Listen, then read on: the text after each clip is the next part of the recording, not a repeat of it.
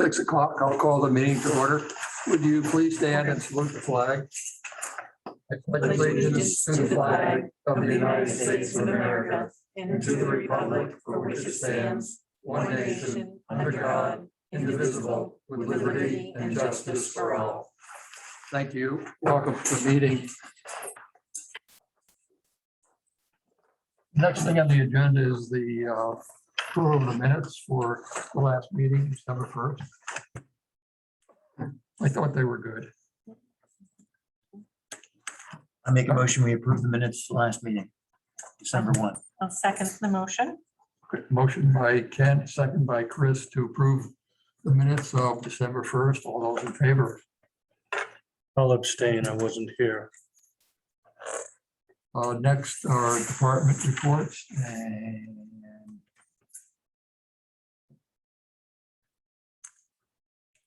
Dan was going to try to Zoom in. He's on the road. I think he said in New Hampshire, but. And I know that the Public Works crew is gearing up for whatever precipitation is coming shortly tonight, so. Yeah, Fingers crossed.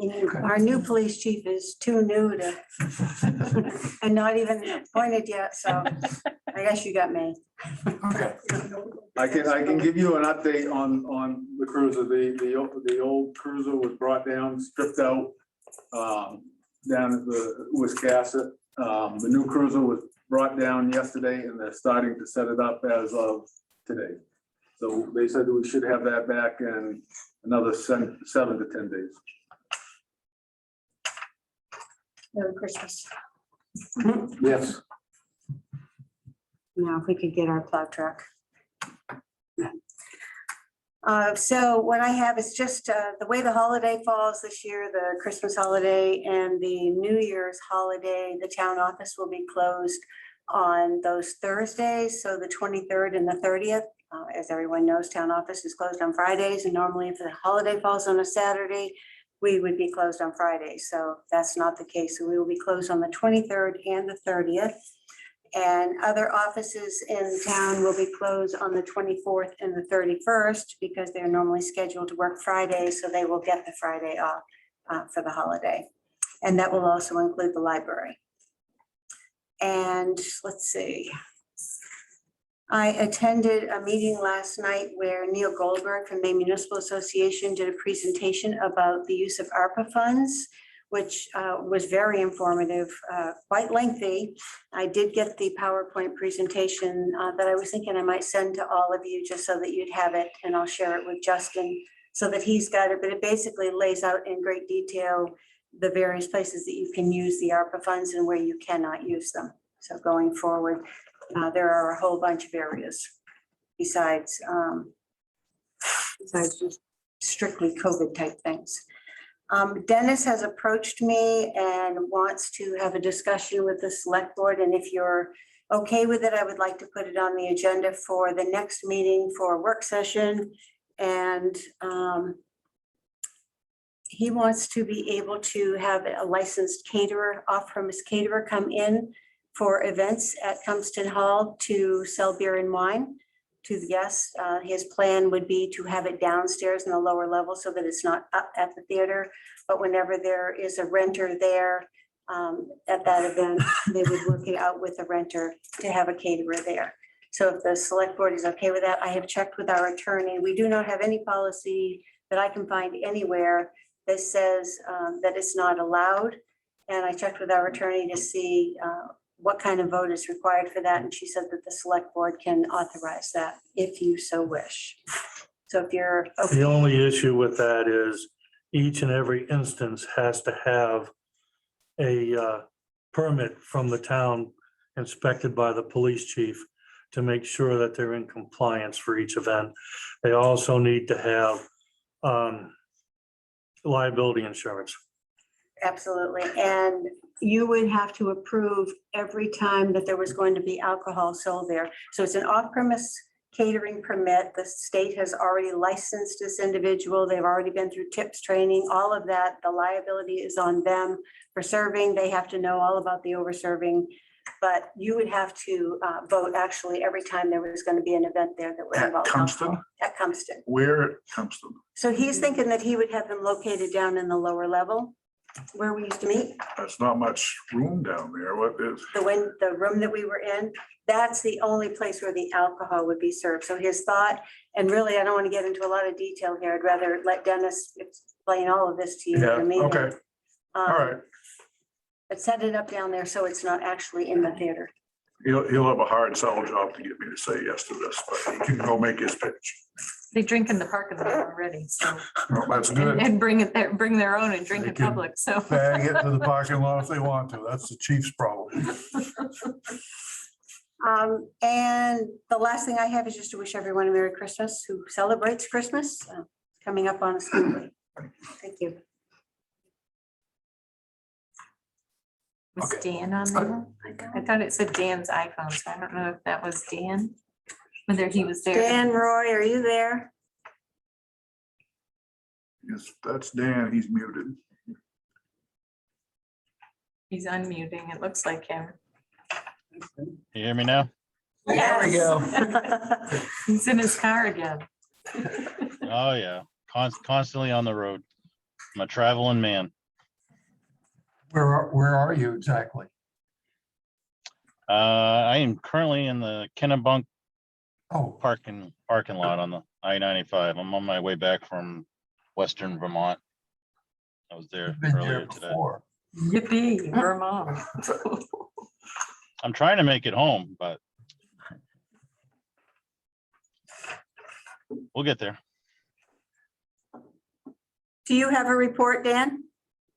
I do, yeah. Relatively short one, if you're ready. So good evening. Fire department's been relatively busy or steady the past few weeks. Really the most notable call that we went on was that mutual aid call to the Main Turnpike Authority maintenance building over in Litchfield. I'm sure many of you saw the news. It was quite a big fire. Many towns responded. In fact, we had 3 trucks go to that call with about 22 members from our department.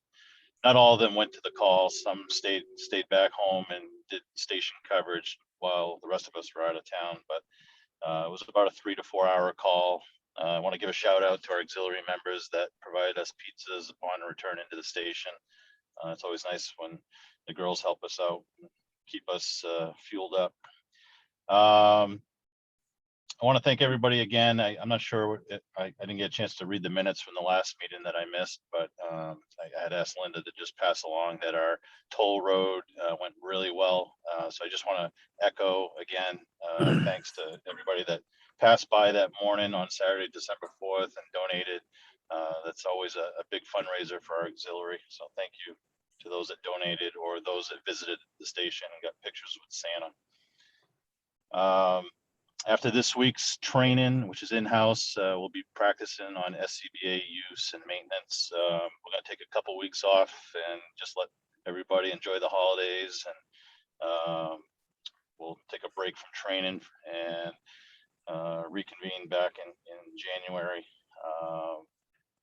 And the last thing I got is just be careful out there. As you all know, COVID's spiking everywhere and there's cases everywhere. Fire department's not exempt from it.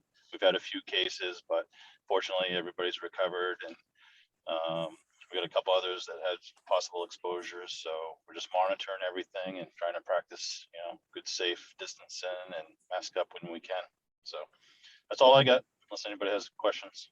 I do, Dan, you mentioned the SCBA, so we all sat on the certifications and both the personnel certifications and the tank certifications and all that.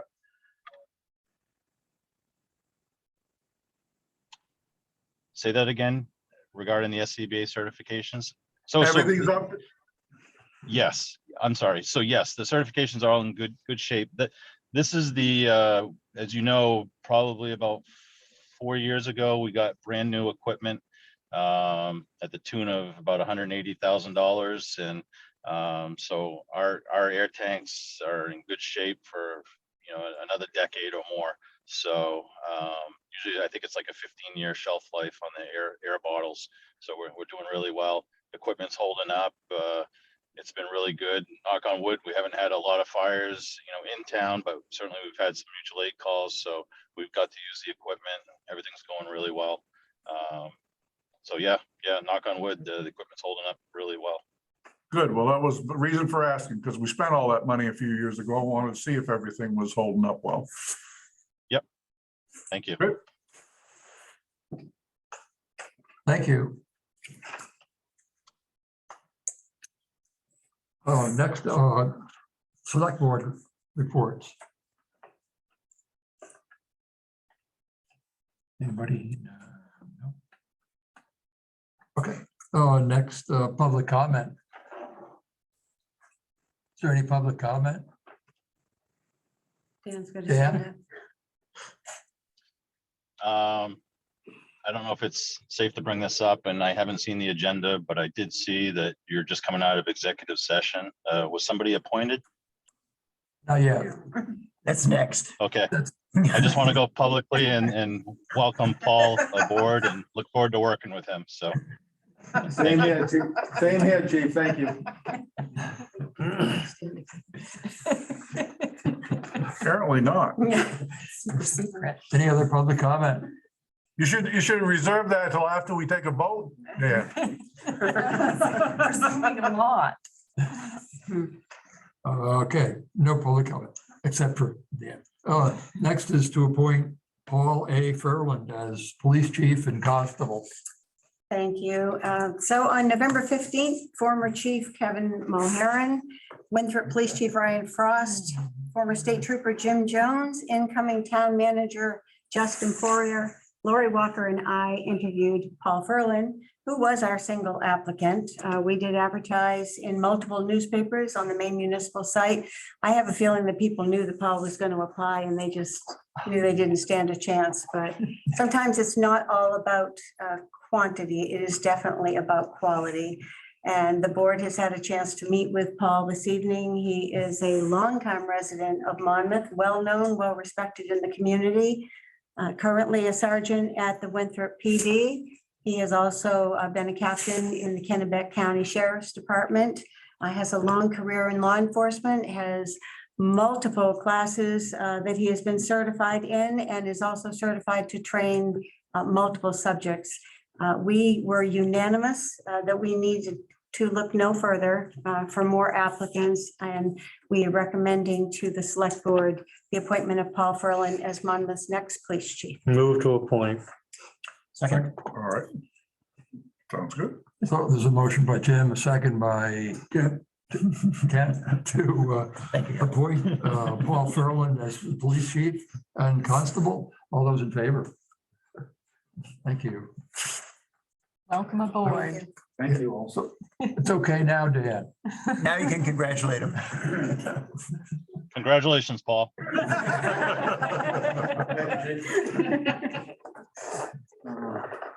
Okay, next is warrant number 12. Items over $1,000. Advanced Microsystems, this is our computer service, $3,016.55. All States Construction, this is recent paving that was done in town for, I believe, 2 roads, $78,485.29. Augusta Fuel Company for a boiler repair at the fire department, $2,183.98. Blue Rock Earthworks for solid waste trips, $2,885. Card member services, this covers gift cards that were given to the employees. All employees were given a card for Shaw's for $50 for Thanksgiving. And advertising and also our Zoom cost, $2,119.11. Central Maine Power Company, this is our streetlights bill and a couple of buildings, $1,046.09. Eco Maine for recycling, $2,526.19. GDI Services, our janitorial service, $3,050. Maine Equalization Consultants, this is our assessing monthly contract fee, $2,287.50. Maine Municipal Association for property casualty workers' comp insurance, $46,648.60. Maine Waste to Energy for recycling, $2,360.37. Mechanical Services Incorporated, heating fan repair at the town office, $1,042.57. Paul Design Project, this is for architectural services and multiple architectural engineers from other companies for the Academy renovation project, $10,130. Treasurer State of Maine for motor vehicle plates, titles and fees, $7,128.89 and $2,186.25. Wait a minute. Winthrop Police Department for our share of dispatch coverage, $26,786.76. And Wright Pierce, this is the last of the engineering services for the Wilson Pond Culvert, $1,453.38. When did they do the paving? When? When? About a month ago, I believe. I think they did a skim coat. Well, let's ask the Public Works to keep a close eye on it. Winthrop did one very late in the season a couple of years ago and it peeled. It was not a very good job. When it gets cold out and you put asphalt down, sometimes it doesn't take properly. Well, they weren't supposed to do it when they did it. They had told us that it had gotten to the point where they were gonna wait and do it in the spring. And then unbeknownst to us, they showed up to do the work, so. Well, if it turns out to be a job that peels up and has issues, we need to pursue that. My understanding was that they did that skim coat just as a patch to get us through the winter, and that next year there's a plan to do a more thorough job. Is that accurate? Well, we'll have to talk to Dan about that, see what the plan is. We should do that. That's what I thought too. At our last meeting, there was a problem with the transfer station with, and so we were having people check their, the personnel check people's permits. Has that had any effect? Have you heard? I haven't heard of any issues up there. No one has tried to deck anyone yet, or it's been going very well. So, but has there been a reduction in? That I don't know. We've been dealing with illness in the Public Works Department, and that's pretty much taken our focus for the last week or so. So as far as I know, everything's going well up there. I know Dan was up there today. He spends quite a bit of time each week up there, just getting the lay of the land. So I'll double check with him. Hopefully the next meeting he can be here. Well, and it would be something that I would think would be looking at on a monthly, year-over-year basis. So it wouldn't be good to compare this month, which is going to have a very high volume because of the holidays, with last month, but December versus last December, this coming January versus last January. I think that's what Dan was looking at, which is the right way to look at it. Yeah. And so I'm thinking that it's going to take a couple of months for any real hard data that means anything to be captured. I was at the transfer station today and I asked how things were going with that, and they said, fine. There were a couple people that got a little uptight, but there was no big issues. There were a couple permits that didn't look quite kosher from folks that were from Wales, and the permits they were showing didn't quite look like other permits that came from Wales people. And when they were asked about them, things started to go in a not so great direction. So they decided to leave it alone, because that was, the decision we'd made, that when things didn't go well. And then, Away. yep, exactly. Plate number. And then folks that, when you kind of know that they've sold their house in town but are still coming to town, that was a question I had today, did a little research, confirmed what I thought too.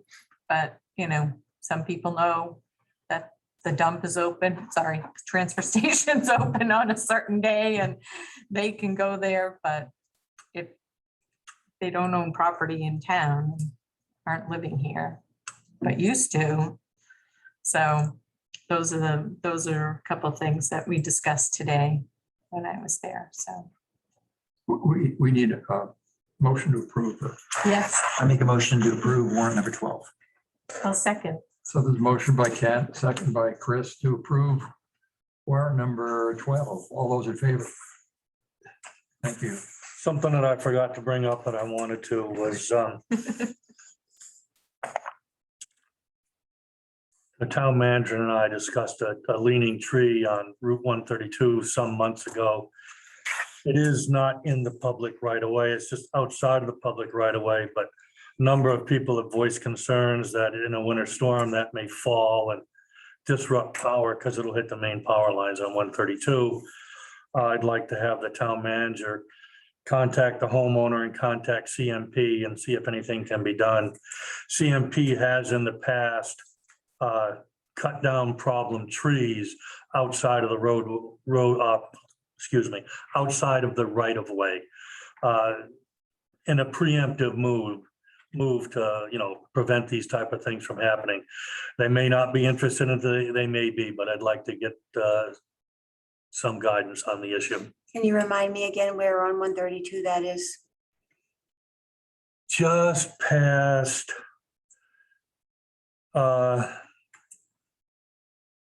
Bates Mill on the left.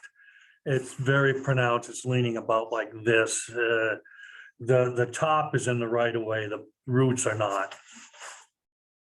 Same side as Bates Mill? No, opposite side.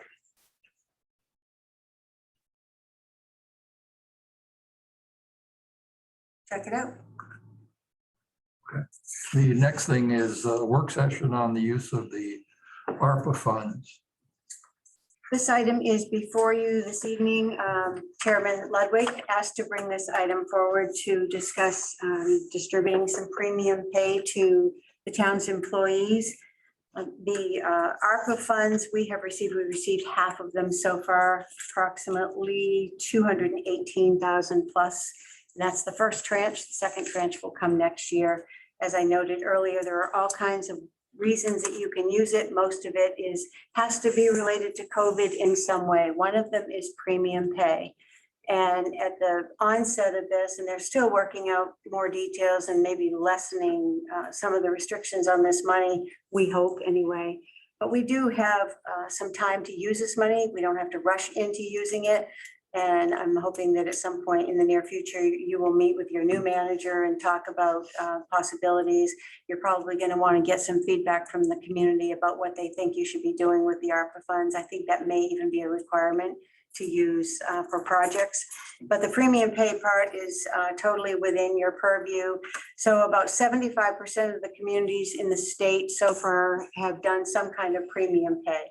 They could actually pay employees up to $13 more an hour during the pandemic. And it covers the period going back to January 1st of last year or March 1st of last year, all the way forward to the end of December, I believe, 2026, or it could be 2024. I could have that wrong. But anyway, it does still go forward, recognizing the fact that we still are in the pandemic.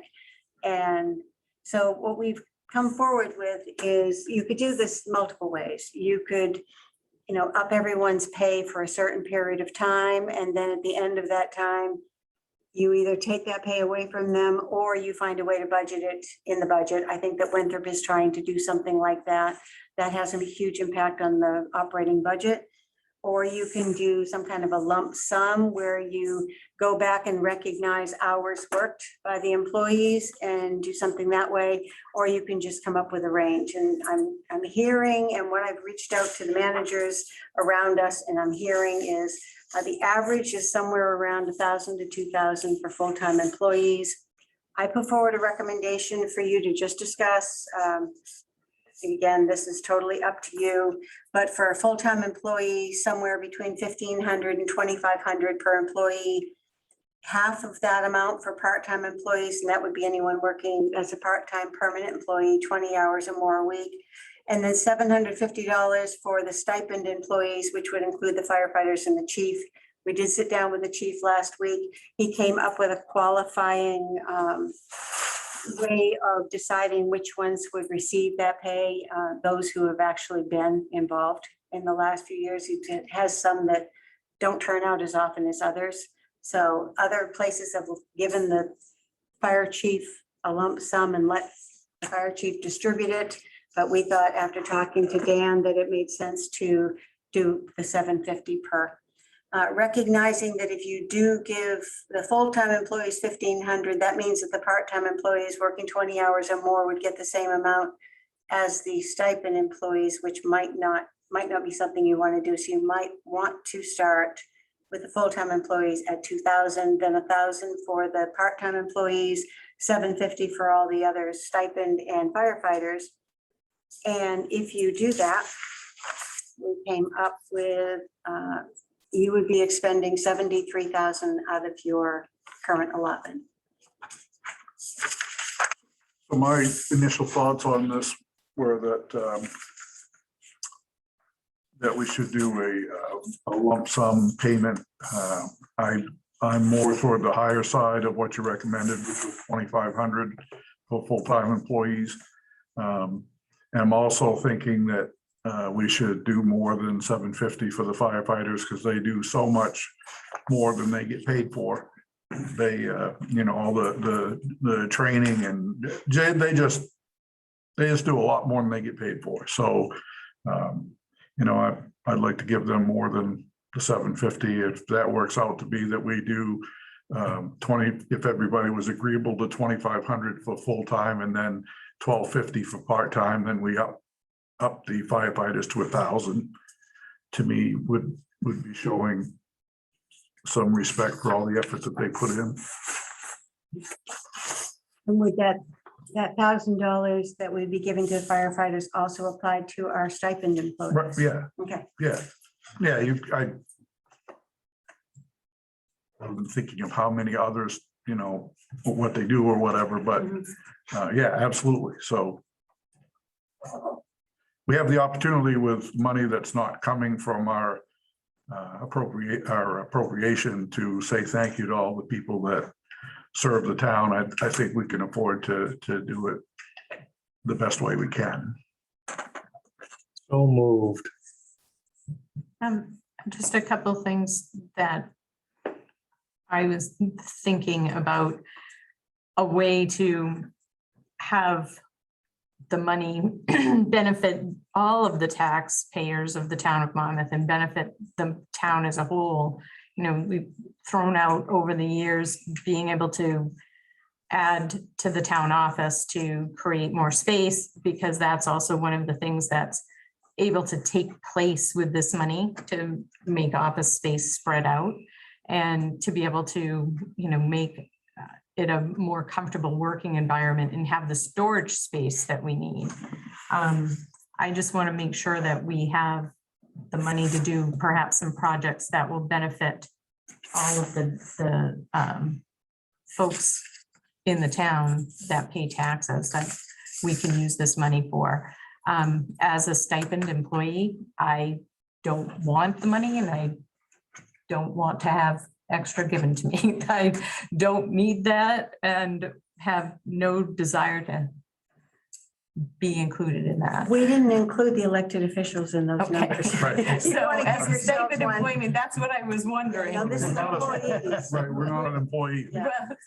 But we're get a stipend. So when you talk about Right, no. stipends, I When I'm wanted to be talking stipend, I'm crystal clear I'm that I talking don't wanna animal be a part of control that. officer, our licensed plumbing inspector, code enforcement officer, stipend position. Recreation director is also a stipend position. We only have a few of them. Well, I second Tim's motion before we go any further, so. Any further discussion? Well, I was under the impression that Linda told me with the reshuffling of space at the town office, we had all the space we needed for the foreseeable future for both storage and offices.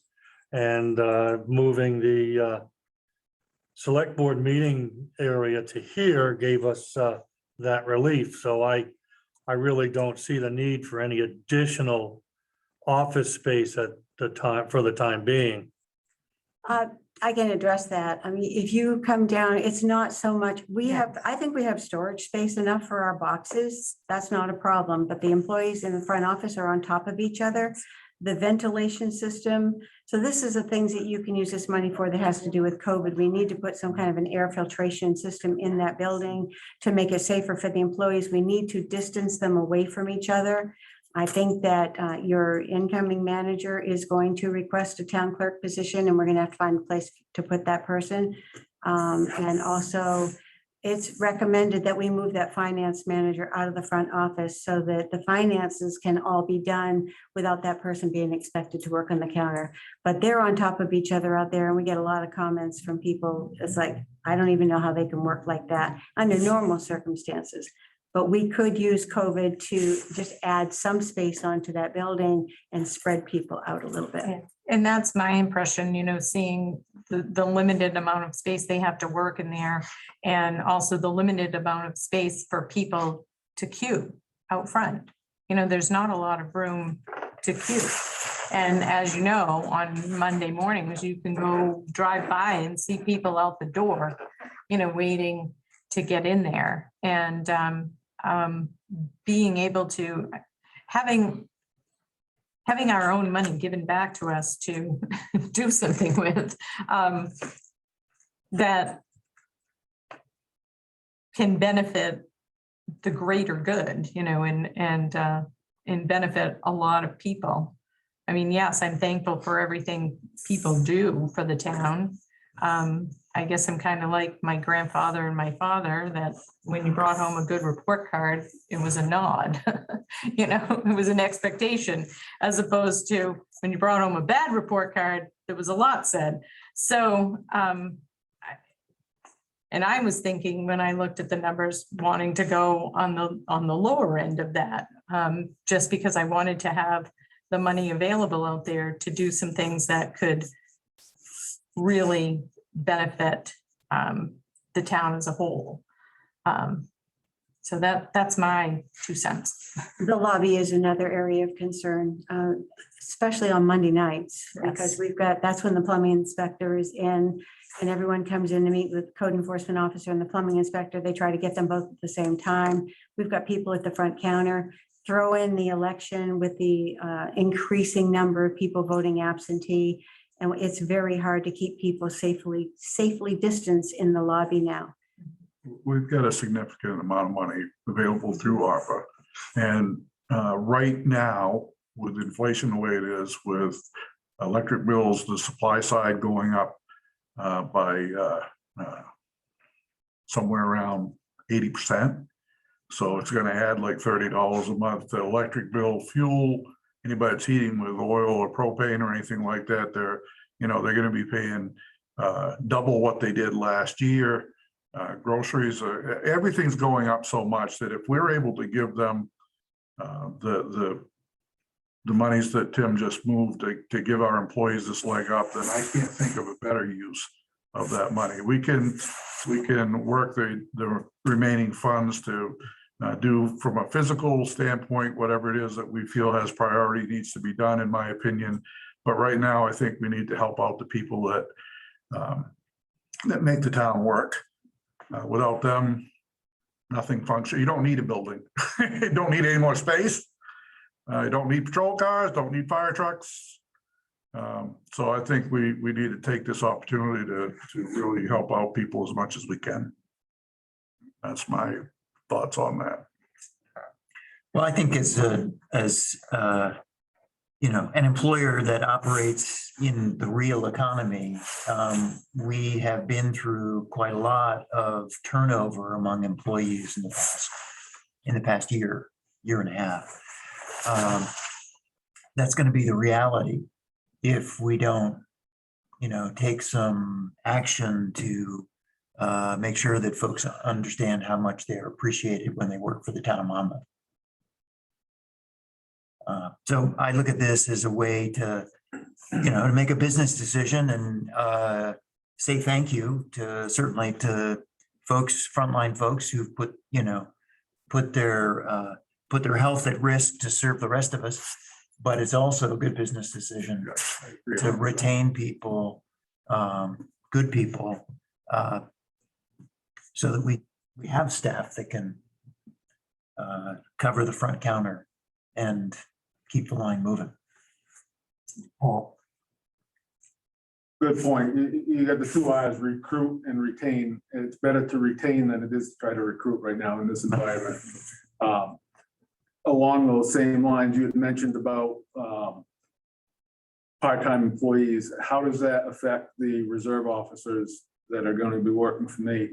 Where they're not 20 hours or above, but they have service to town.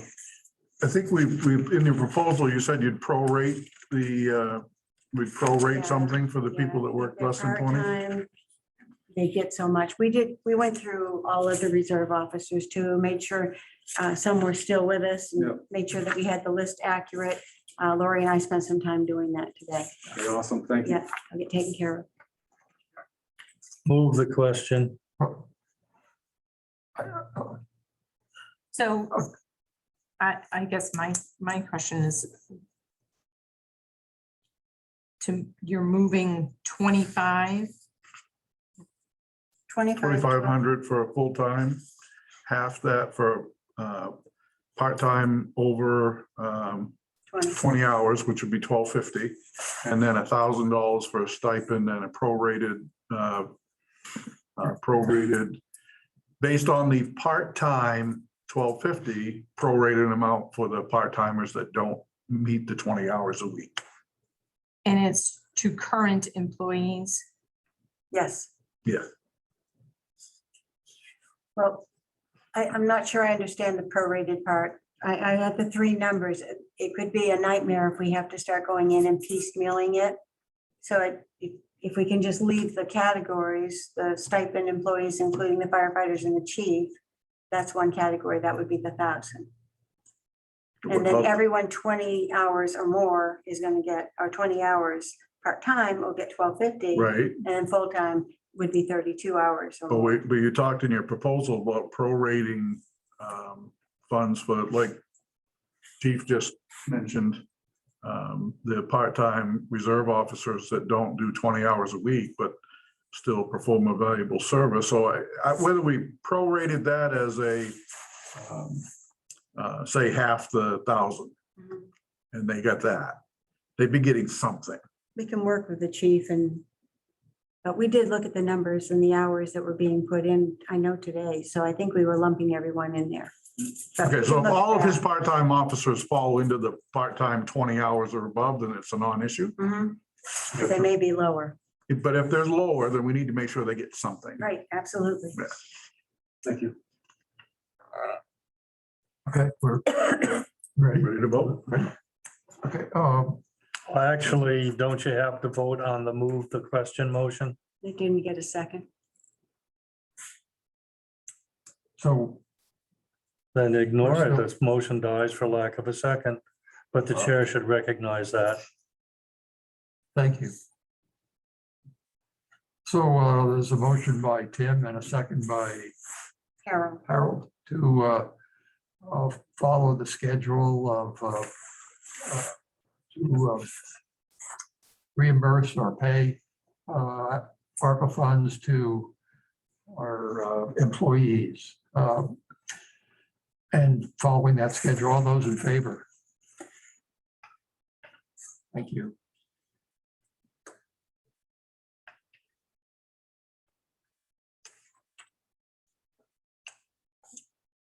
I make a motion, we adjourn. Before I second that, I just, for anybody that doesn't know, Roger Whittier passed away. Oh, Geez. So, and I wanted to, just take a few seconds to recognize the loss to the town that's going to be felt because of Roger's passing and all that he did over his years and his family has done to serve the town and express my condolences, and hopefully we all express our condolences to Roger's family. It's a very sad day. With that, I'll second your motion to adjourn. All in favor? Thank you. and were you in favor of adjourning?